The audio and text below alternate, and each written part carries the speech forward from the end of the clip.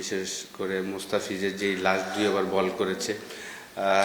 তো world champion আমি মনে করি যে এই ফরম্যাটের জন্য ও যে কতটা গুরুত্বপূর্ণ বলার যে কোনো টিমের জন্য। আমরা খুবই লাকি যে মুস্তাফিজকে আমরা ডাইরেক্ট সাইনিং করতে পেরেছিলাম। তো সোফার প্রত্যেকটা ম্যাচেই তাকে যেই কারণে আমরা নেওয়া হয়েছে সেই পারফরমেন্সটা আমরা পাচ্ছি তার কাছ থেকে। না, আলহামদুলিল্লাহ, পয়েন্ট টেবিলে আমরা এখন টপে আছি, কিন্তু এখনও আমি মনে করি যে আমরা আমাদের এই গেম 3 ডিপার্টমেন্টে হয়নি।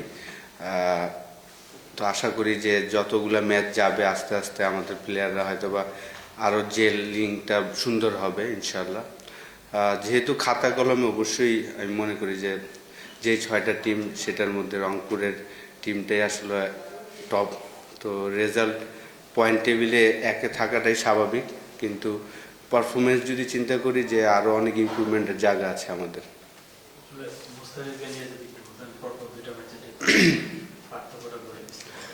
অবশ্যই, বিশেষ করে লাস্ট ম্যাচে যেভাবে আসলে আমরা উইন করেছি ঢাকার সাথে, এটা তো অসাধারণ একটা উইন। বিশেষ করে মুস্তাফিজের যেই লাস্ট 2 ওভার বল করেছে। তো ওয়ার্ল্ড চ্যাম্পিয়ন আমি মনে করি যে এই ফরম্যাটের জন্য ও যে কতটা গুরুত্বপূর্ণ বলার যে কোনো টিমের জন্য। আমরা খুবই লাকি যে মুস্তাফিজকে আমরা ডাইরেক্ট সাইনিং করতে পেরেছিলাম। তো সোফার প্রত্যেকটা ম্যাচেই তাকে যেই কারণে আমরা নেওয়া হয়েছে সেই পারফরমেন্সটা আমরা পাচ্ছি তার কাছ থেকে।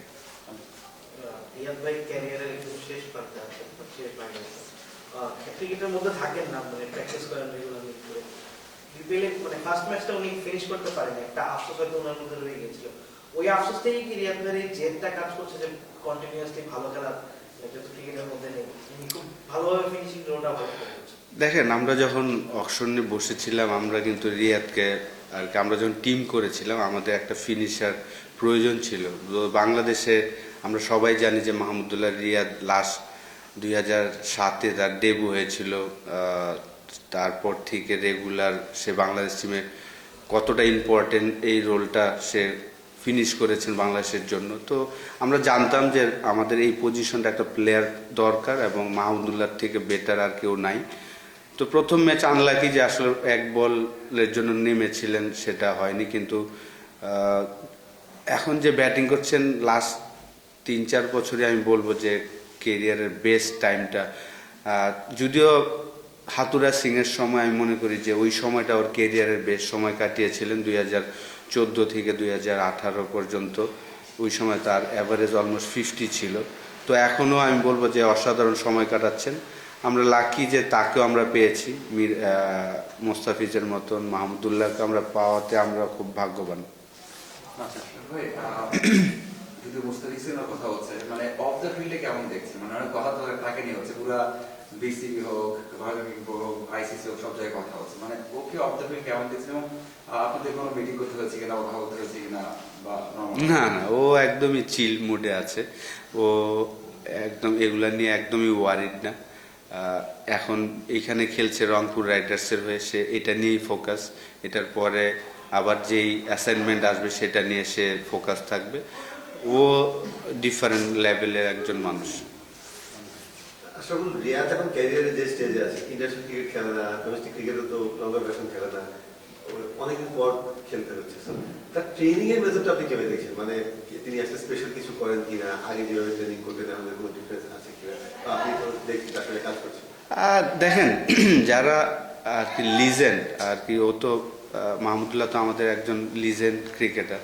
তো আপনি যদি ওভারঅল ইন্টারন্যাশনাল ক্রিকেটে যারাই দেখবেন যে যারা লিজেন্ড, তাদের জাস্ট বিশেষ করে যারা ব্যাটসম্যান, তাদের অল্প ব্যাটিং করলেই হয়, তারা ব্রেনের কাজটা বেশি করে।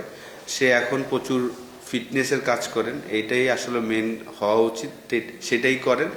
এবং যারা ভালো ব্যাটসম্যান তাদের বেশি প্র্যাকটিস করা লাগে না আমি মনে করি, কিন্তু সে কিন্তু প্রচুর ট্রেনিং করেন। মুশফিক বলেন, মাহমুদুল্লাহ বললেন, ওরা কিন্তু প্রচুর ট্রেনিং করেন এবং যেই টুর্নামেন্টটা খেলবে সেটার জন্য ভালো মতন প্রিপারেশন নেয়।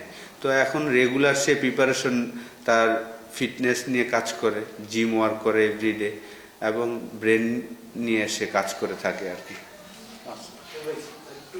জন্য একটা প্রশ্ন করে আপনি আসলে রিয়াদ ভাইকে নিয়ে কথা হচ্ছিল ফিনিশার জাকের আলীর একটা ব্যাপার একটু জানতে চাই, আপনি ন্যাশনাল সঙ্গে আছেন, উনি ওয়ার্ল্ড কাপ স্কোয়াডে নেই, উনিও ফিনিশার রোলে ছিলেন। অ্যাকচুয়ালি জাকের আলীর লাস্ট 10-15 ম্যাচ ধরে অফ ফর্ম যাচ্ছে। আসলে জাকেরের প্রবলেমটা কোন জায়গায় হয়েছে, সাইকোলজিক্যাল, মেন্টাল, মানে তুমি রিদম পাচ্ছে না কেন?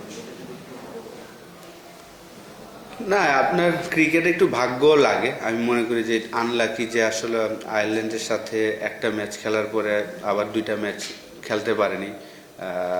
যদি সেখানে খেলতে পারতো তাহলে হয়তো বা রিদমে চলে আসতে পারতো। এই আপনার নোয়াখালীর হয়েও আমি বলবো যে 4টা ম্যাচ খেলেছেন, একটা ম্যাচে কিন্তু চমৎকার ব্যাটিং করেছেন, 17 বলে 27 বা 29 রান করেছিল। তো আসলে একটু বাজে সময় গেলে সবাই একটু ব্যাক করা উচিত। আমি মনে করি যে আমাদের সবারই দায়িত্ব যে আমরা তাকে ব্যাক করব এবং একটু সমালোচনা যদি কম করি তাহলে ভালো। যদিও এখন সোশ্যাল মিডিয়ার যুগ, আপনার এটা নিয়েই আপনাকে ফাইট করে আসতে হবে, কিন্তু আমি শিওর যে সে ফিরে আসবে ইনশাল্লাহ।